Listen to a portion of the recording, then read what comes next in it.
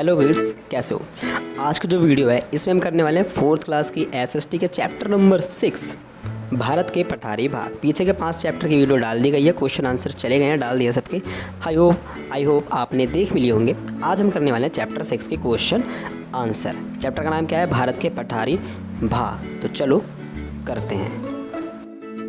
तो जो पहला प्रश्न है अभ्यास का वो है रिक्त स्थान की पूर्ति कीजिए। मीन्स फिलअप्स हैं, फिल करने।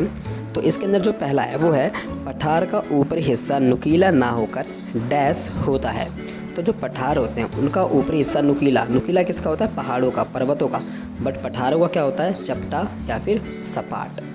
दूसरा, भोपाल शहर डैश के पठार पर बसा है। तो भोपाल शहर मालवा के पठार पर बसा है। गा है भारत के पठारी भाग पर मुख्यतः डैश मिट्टी पाई जाती है।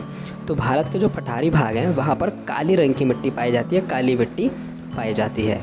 भारत का प्रायद्वीपीय पठार डैश से डैश तक फैला है। 2 पर्वत कौन कौन से? भारत का प्रायद्वीपीय पठार अरावली पर्वत से नीलगिरी तक फैला है। अगला जो फिला है वो है बच्चे भोपाल के बाद डैश गए। तो बच्चे भोपाल के बाद कहाँ घूमने गए? विदिशा। क्लियर? तो ये था फर्स्ट फिलअप्स, रिक्त स्थान की पूर्ति। दूसरा है निम्नलिखित कथनों में से जो सही है उनके सामने सही का और जो गलत है उनके सामने गलत का निशान लगाएं। तो का है पठारी भूभाग कठोर और पुरानी चट्टानों से बना होता है। तो ये बिल्कुल सही है कि जो पठार होते हैं वो कठोर और पुरानी चट्टानों से मिलकर बनते हैं। अगला है पठारी क्षेत्र में पशुपालन मुख्य व्यवसाय है। ये बिल्कुल गलत है, पठारी क्षेत्र में पशुपालन मुख्य व्यवसाय नहीं है। गा है विदिशा शहर विंध्याचल के पठारी भाग पर स्थित है। तो ये सही है। फिर है नदियाँ और नाले कगार से उतरते हुए अपने साथ लाए कंकड़ पत्थर कगार के पास वाले खेतों में जमा कर देते हैं। तो ये बिल्कुल सही है। अगला है पठारी क्षेत्रों में कुएं आसानी से खोदे जा सकते हैं। तो ये बिल्कुल गलत है। पठारी क्षेत्र चट्टानों से मिलकर बने होते हैं और यहाँ कुएं खोदना बिल्कुल भी आसान नहीं होता है।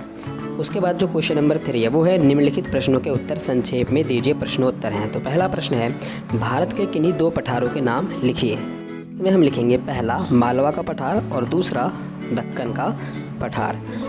अगला प्रश्न है पठारी भागों में मुख्यतः किन फसलों की खेती की जाती है? तो पठारी भागों में मुख्यतः गेहूँ, चना, मसूर की खेती की जाती है। अगला क्वेश्चन है पठारी भागों में कुएं की खुदाई मुश्किल क्यों होती है? तो पठारी भागों में कठोर चट्टानें होती हैं, इसीलिए पठारी भाग में कुएं खोदना मुश्किल होता है। फिर उसके बाद है कगार से नीचे बहती नदियों पर बांध बनाने से क्या लाभ है? तो कगार से नीचे बहती नदियों पर बांध बनाने से निम्नलिखित लाभ होते हैं या फिर ये लाभ हैं। पहला, लोगों को सिंचाई के लिए पानी मिल जाता है।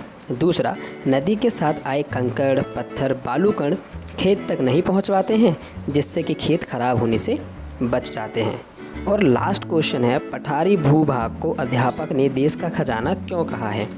तो भाई अध्यापकों ने पठारी भूभाग को देश का खजाना इसलिए कहा है क्योंकि पठारी भूभाग के नीचे इन्हीं पठारों के नीचे कई तरह के खनिज जैसे कोयला, लोहा, तांबा आदि मिलते हैं। क्लियर? तो भाई ये थे सारे क्वेश्चन आंसर। तब तक के लिए बाय बाय और हम मिलते हैं आपसे अगले चैप्टर की वीडियो में।